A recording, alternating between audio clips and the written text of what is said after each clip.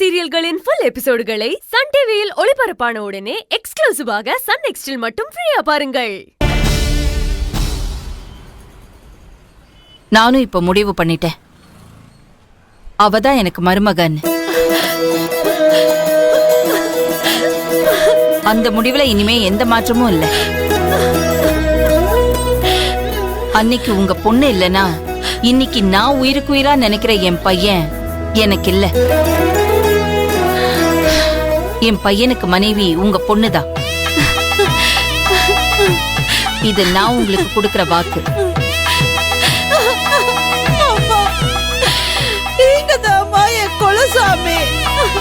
சாமின்னு சொல்லாதீங்க, சம்மந்தின்னு சொல்லுங்க.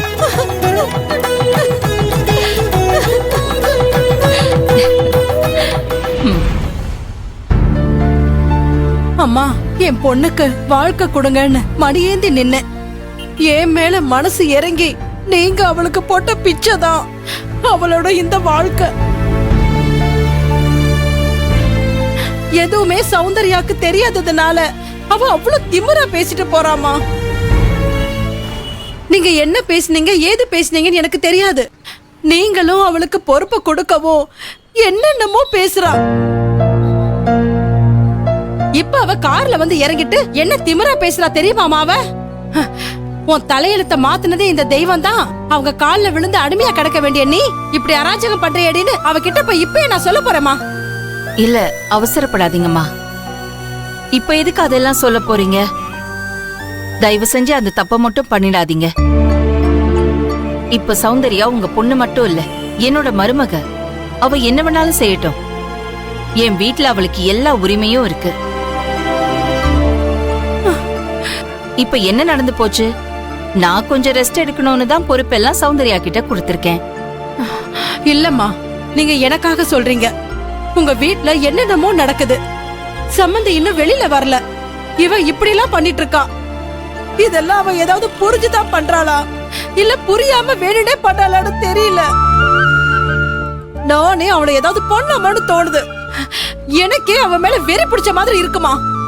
சம்பந்தியம்மா, இனிமே நீங்க சௌந்தர்யாவை பத்தி ஒரு வார்த்தை கூட பேசக்கூடாது. உங்க வீட்ல இருந்து என்னைக்கு அவ எங்க வீட்டுக்கு மருமகளா வந்தாளோ அன்னையில இருந்து என் மகளும் அவதான், மருமகளும் அவதான். அவளுக்காக என்ன வேணாலும் நான் பண்ணுவேன். என்ன கேட்டாலும் நான் கொடுப்பேன். சம்மந்தியம்மா, கோவில்ல வச்சு சொல்றேம்மா. சாமியை எல்லாரும் கல்லுல தான் பாக்குறாங்க. நான் தான் கண்ணார பாத்துக்கிட்டு இருக்க. நீங்கதாம்மா என் சாமி, என் குலசாமிமா. இத பாருங்க, இது தப்பு. கோயில இருந்துகிட்டு மத்தவங்களை எல்லாம் கும்பிடக்கூடாது. நீங்க கண்ணீரை தொடச்சுக்கிட்டு சாமியை கும்பிட்டுட்டு போங்க. உங்க பொண்ணு நல்லா இருப்பா, நான் பாத்துக்கிறேன். போங்க.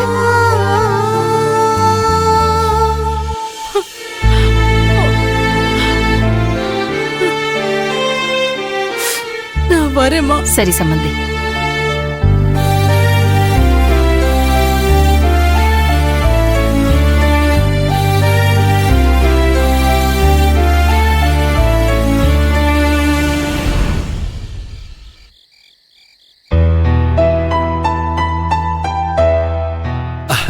மோனி, வா பாண்டி.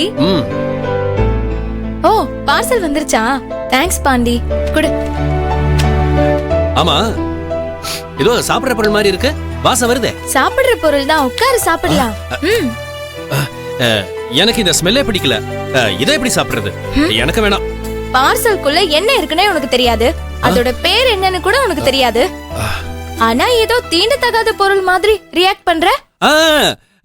இல்ல மணிக்கா, இப்ப என்ன சொல்லிட்டேன் இவ்வளவு டென்ஷன் ஆவற? நான் எவ்வளவு ஆசையா இந்த ஃபுட்ட ஆர்டர் பண்ணி சாப்பிட போகும்போது நீ இப்படி சொன்னா எனக்கு டென்ஷன் ஆகாதா? ஒண்ணுல, உனக்கு பிடிச்சதை என்கிட்ட சொல்லிருந்தா நான் சூப்பரா சமைச்சு கொடுத்திருப்பேனே. இந்த மாதிரி ஆர்டர் பண்ணி சாப்பிட்டா உடம்புக்கு தான் கெடுதல். எல்லாரும் சொல்றாங்கன்னு நீயும் சொல்லாத பாண்டி. இதுக்குள்ள என்ன இருக்குன்னு தெரியுமா? Chicken roll. இந்த கம்பெனி தான் உலகத்திலே பெஸ்ட் பிராண்ட். ஓ, ஷெஃப் எல்லாம் இதுக்காக நிறைய பேர் படிச்சவங்க இருக்காங்க. என்ன மணிக்கா, நான் என்ன படிச்சுட்டா சமைக்கிறேன்?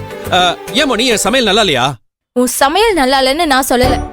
ஆனா நீ உனக்கு ஒண்ணு பிடிக்கலங்கிறதுக்காக எனக்கு பிடிச்சத நீ தப்பா பேசுற. ஏய், நீ விரும்பி சாப்பிடுறவளுக்கு இதுல என்ன இருக்கு? இங்க பாரு மோனிகா, என்ன இருந்தாலும் வீட்டு சாப்பாடு மாதிரி வருமா?